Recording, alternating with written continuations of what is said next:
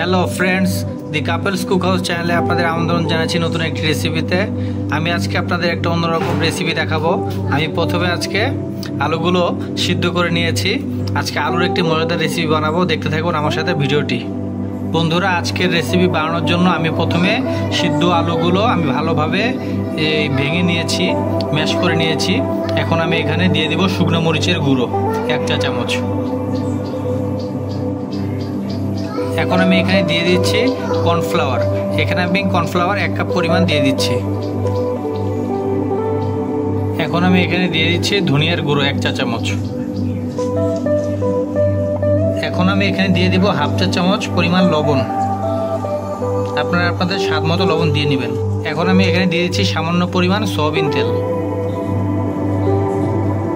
এখন আমি সম্পূর্ণ মিশ্রণটি ভালোভাবে মাখিয়ে নিব। এটা আমি খুবই ভালো করে মাখাবো, যাতে কোনো দলা দলা দানা দানা করে এরকম কোনো কিছুই না থাকে। একদম খুবই ভালোভাবে সময় নিয়ে এটা আমি মাখিয়ে নেব, একদম ভালোভাবে ম্যাশ করে নেব। আমার ভালো মতো এটা ম্যাশ করা হয়ে গিয়েছে। এখন আমি একটা প্লেট নিয়ে নিয়েছি। আমি এই প্লেটে হালকা সয়াবিন তেল দিয়ে পুরো প্লেটটা মেখে নিয়েছি।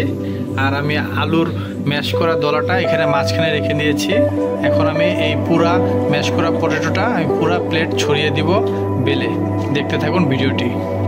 ভিউয়ার্স, দেখতে পাচ্ছেন আমি ম্যাশ করা পটেটোটি পুরা প্লেটে ছড়িয়ে নিয়েছি। ভালোভাবে একবারে সমান করে নিয়েছি প্রতিটা সাইড। এখন আমি এটা স্টিক আকারে কেটে দেখাবো। এটি আমি স্টিক আকারে কেটে কাটছি, যাতে এটা লম্বা লম্বা থাকে।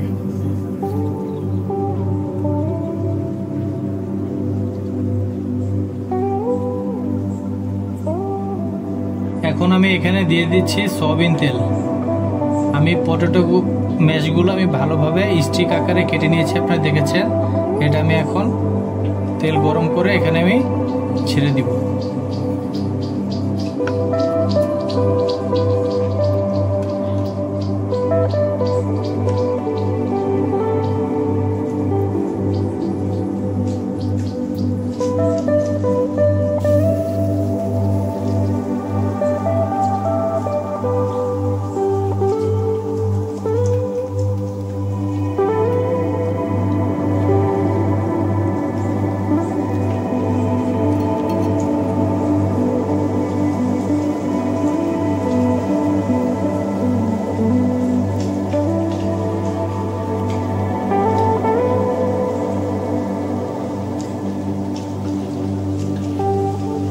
দেখতে পাচ্ছেন বন্ধুরা, আমার পটেটো স্টিকগুলা ভালোভাবে ভাজা হয়ে গেছে।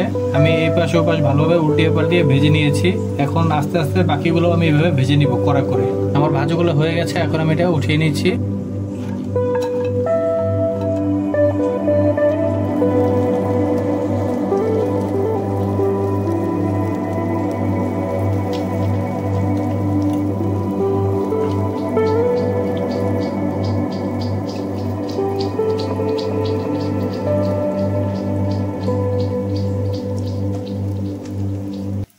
এখন আমি এখানে আমার এক পাশ হয়ে গিয়েছে ভাজা।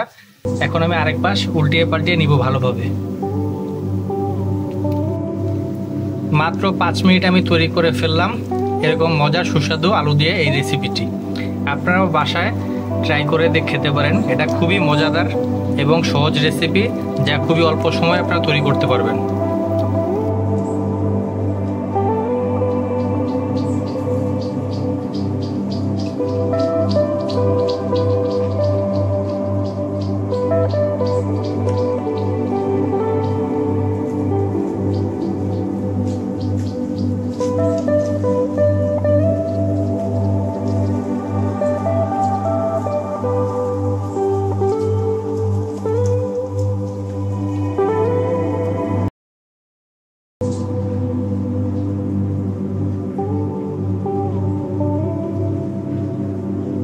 তৈরি হয়ে গেছে আমার আজকে ম্যাশ পটেটো দিয়ে পটেটো স্টিক। ম্যাশ পটেটো বলি আর যাই বলি, এটা হচ্ছে আমাদের বাঙালির আলু ভর্তা। আমরা মূলত আলু ভর্তা করেই এই পটেটো স্টিকটা আজকে বানালাম। একদম সহজ রেসিপি, আপনারাও বাসায় এভাবে ট্রাই করে দেখতে পারেন। দেখতে খুবই অসাধারণ হয়েছে এবং খেতেও মজাদার। আসসালামু আলাইকুম। সবাই ভালো থাকবেন, সুস্থ থাকবেন এবং আমার চ্যানেলের সাথেই থাকবেন। ধন্যবাদ সবাইকে।